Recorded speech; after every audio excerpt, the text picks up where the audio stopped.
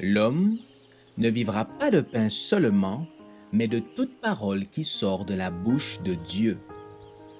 Voici votre moment de méditation quotidienne.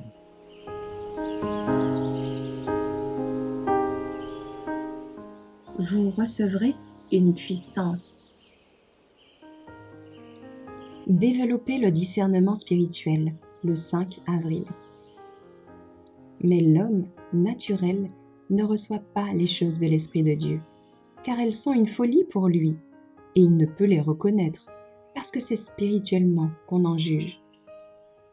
1 Corinthiens 2, verset 14. Les joyaux de la vérité se trouvent dispersés dans le champ de la révélation, mais ils ont été enterrés par les traditions humaines, ensevelis sous les maximes et les commandements des hommes, et la sagesse du ciel a été pratiquement ignorée, car Satan a réussi à faire croire au monde que les paroles et les réalisations des hommes sont de grande importance. Le Seigneur Dieu, le Créateur des mondes, a donné l'Évangile au monde à un prix infini. Par cet agent divin, des sources joyeuses et rafraîchissantes du réconfort céleste et de consolation durable ont été offertes à ceux qui s'approchent de la fontaine de la vie.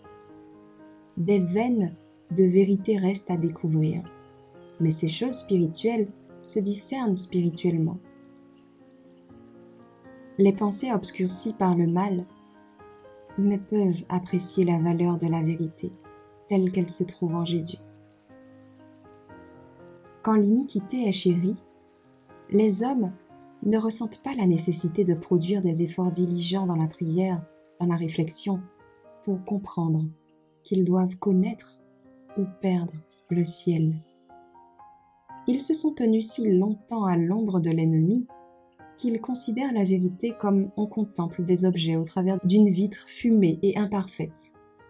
Car toute chose semble sombre et pervertie à leurs yeux.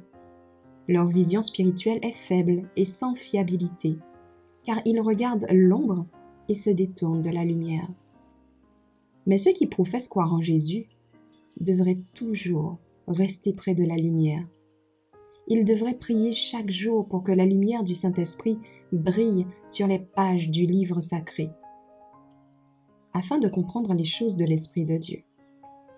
Nous devons nous confier d'une manière implicite en la parole de Dieu, où nous sommes perdus.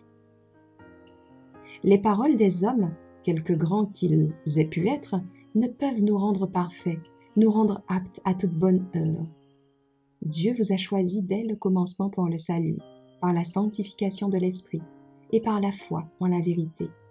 2 Thessaloniciens 2, verset 13. Dans ce texte, les deux agents qui contribuent au salut de l'homme sont révélés, l'influence divine et la foi forte et vivante de ceux qui suivent Christ. C'est par la sanctification de l'Esprit et la foi en la vérité que nous devenons collaborateurs de Dieu.